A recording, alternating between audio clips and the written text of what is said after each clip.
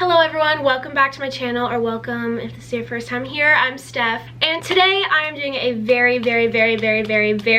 requested video, and that's a book journal tour, how I book journal, how I annotate my books, that whole thing, how I remember every book I've read. I get so many questions about this because I posted on my Instagram story that I don't have a Goodreads account. I'm pretty archaic when it comes to this because instead of having a Goodreads account, I have a book journal. Everyone was like, what? We need a book journal tour immediately. Like, that's a good idea. And I was like, yeah, because I love my book journal. This thing starting in maybe last May through this May and fit every book I've read. So I'm gonna go through how I book journal, what I put in here, how I keep track of everything, how I set it up, and then I'm actually going to set up a new book journal with you because in perfect timing for this video, I actually filled up this book journal literally like 2 days ago. Just finished a new book this morning, so I'm going to log it in here. My first book in my new book journal, which I'm so excited about. So that will be the first part of this video, and then after that, I'm going to briefly show you how I annotate my books. I don't really annotate, I just highlight, but a lot of people are curious as to what I highlight or how I highlight in my books or whatever, because I always post on my Instagram my favorite quotes from books that I have highlighted, and everyone's always like, how do you annotate your books? So I'm just gonna briefly show like books that I have annotated towards the end, but first I'm gonna go through how I format my journals. Obviously, recommending books is part of my job, and I realized that I could not remember anything about books I was reading. Like, I would read it, I'd fly through it in a day or two and forget the majority of what happened, unless it was like a very influential and like impactful book for me. So I quickly realized I needed to start keeping a book journal. I was so into it, so artsy with it, and then as the year progressed, it turned into me just like jotting down notes about books. So I'm gonna show you the entire evolution starting from the very beginning. So I'm not gonna show you that. First page has my name and my phone number in case I ever lost my journal. Then, oh, this page, there's like newspaper clippings on one side, and then it says, a reader lives 1,000 lives before he dies. The man who never reads only lives one. And that's like a cute little quote I found. I thought I could be like someone who is good at calligraphy. I'm not, and I realized I didn't even like it. Anyway, next page was my TBR page. Didn't really stick with this, but it looks cute. So there was like this newspaper page says to be read.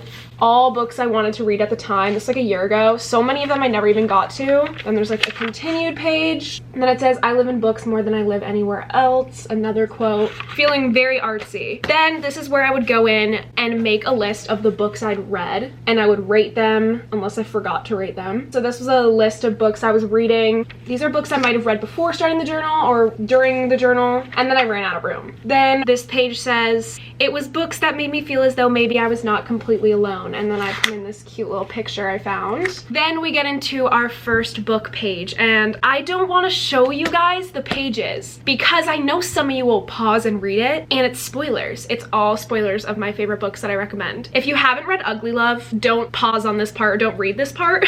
But this is like my favorite book of all time, and I recommend it a lot. I feel like a lot of you guys have read it, so I'm going to show you this page as an example. Basically, this is what my book journal looks like. It says the title of the book, how many stars I give it, who the author is, my synopsis of my own thoughts, things I think are important to include about the book, and then important or my favorite quotes that will like trigger my memory. If I read them, I'd be like, oh, I know what part that's from, and I squeeze it in as much as I can. Some of these are like longer quotes. This is like one of my favorite pages in the whole thing. If you haven't read 1,000 Boy Kisses, do not read this, but I really went all out. If you've read the book, you know what this heart is from. This is one of my favorite books of all time as well. Again, my synopsis, do not read that if you haven't read the book, and all of my favorite quotes from the book. Some books I did not write quotes for, like this book, Interference. I never got around to writing the quotes. Like, right after I finish a book, I immediately write the synopsis so I don't forget, and then usually like a few days later I'll go back and write my favorite quotes, but obviously sometimes I forget like that. The first book I have in here is so adorable because I just got my Addicted series tattoo. I'm obsessed with the Addicted series. I read it a year ago, and the first book I have in here is Addicted to You by Krista and Becca Ritchie, the first book in the series. With the quotes, it feels like so long ago since I read this, but then as you flip through, obviously I have the entire Addicted series in here.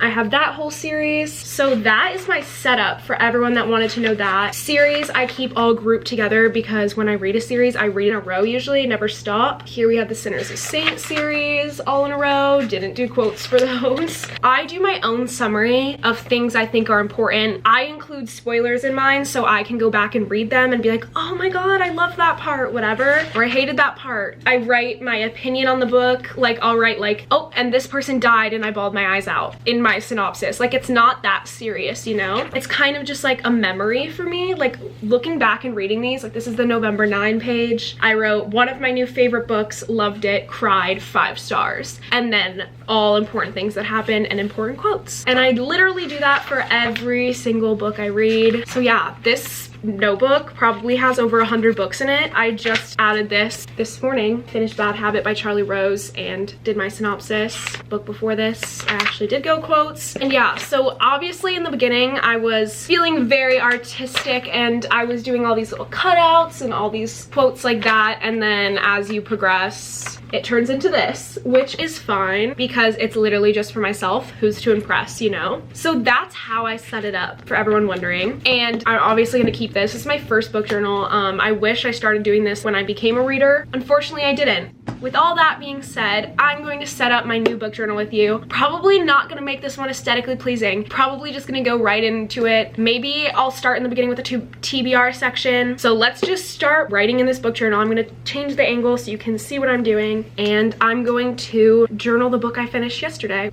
So, ooh, the cracking the spine. Unfortunately, this journal doesn't have lines and I didn't realize that. It has dots, but I'm still gonna use it. I can't wait to start a new one. This is kind of really exciting. Let's get right into it. Okay, here are my 2 journals. Out with the old, in with the new. So let's get right into this. I'm kind of really excited. So in this new journal, I'm just gonna go right in and write about the book I just read before I forget anything. And guys, this is not gonna be artsy. This is not gonna be professional or anything. I don't want you to expect that from me, but I usually just write the title at the top with this gold Sharpie. Hopefully this notebook doesn't bleed through, but I'm gonna write the title.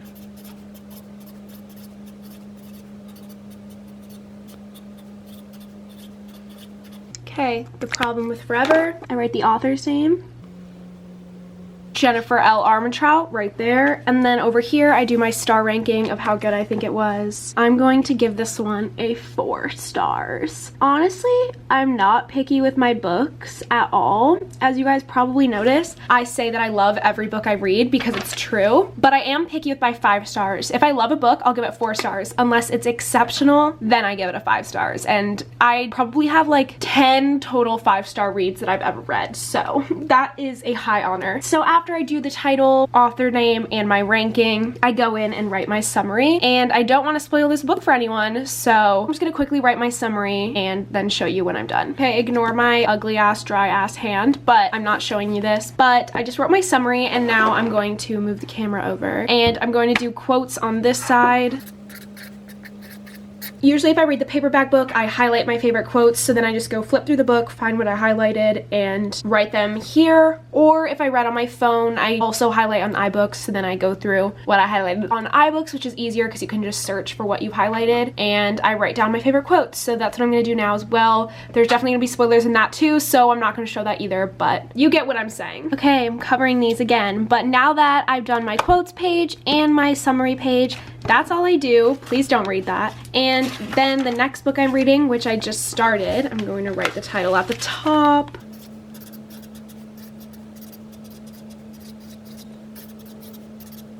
I started The Wall of Winnipeg in Me, and then when I finish that, I will come back to this page. That is how I set it up. I hope that you enjoyed seeing that. I didn't do anything fancy in this one besides write my name at the beginning, but that's fine. I don't want to get too artistic with it. But yeah, so that's a start to a book journal that I can't wait to continue. I can't believe that I'm going to fill up all of these pages someday. This is like my baby. I'm going to cherish this. But yeah, that is my book journal. I hope that that was helpful in explaining how I book journal. And then whenever I need to remember remember what a book was about, I can easily reference my book journal, see how much I liked it, my thoughts on it, my quotes from it. I love the quotes part. It's one of my favorite things. It like triggers memories of the whole book, plus my own little summary. And that's how I make my book recommendation videos. So now I'm going to go into how I annotate, highlight, quickly show you that. There's not much to say, so I'm gonna do that quickly right now. Okay, so I just grabbed a few of my 5-star reads. I have The Risk by Elle Kennedy, The Song of Achilles by Madeline Miller, All Your Perfects by Colleen Hoover, and Hot House Flower by Krista and Becca Ritchie. So I have a lot more annotations in these, and I'm going to like flip through and kind of show you how I annotate. I have a whole vlog on The Song of Achilles, and I showed myself annotating this one. Once again, not annotating, simply highlighting, underlining, and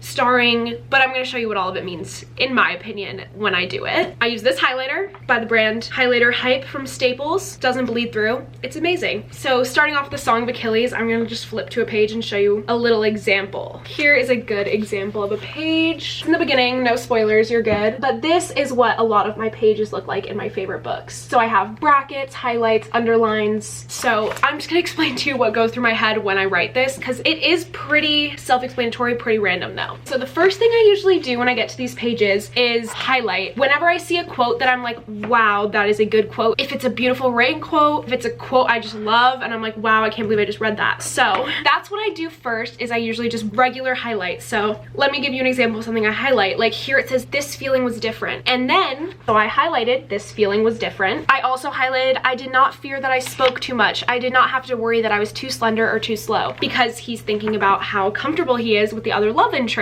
So I was like, oh, this is important. Oh, this is good quotes.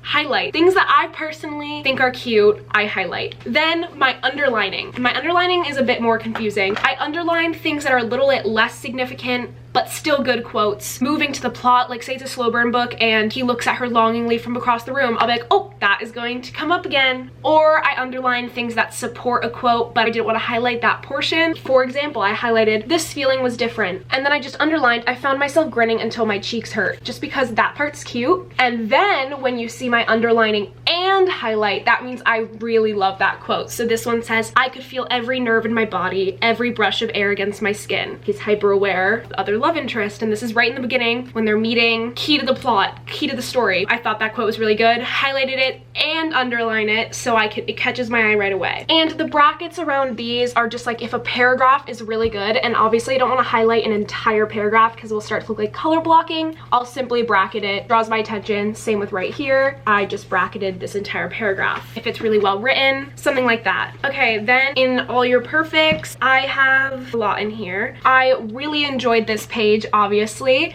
Loved all of these quotes, but didn't want to highlight the entire page, so I bracketed them, highlighted my favorites, and then underlined my favorite quote on the page as well as highlighted, and then simply underlined the last line. Does that make sense? I feel like I don't need to show you all of these books for you to understand what I'm trying to say. It's not that confusing, and it's a personal thing. If you find a different method that works for you, but that's just how I do it. A lot of you guys ask me this literally every time. I post on Instagram pictures of my highlights in my books a lot, and you guys always ask me, please do how you annotate your book video. Please show us how you highlight. Like, what do your highlights mean? What does the underlining mean? I'm confused. Like, tell us your secrets.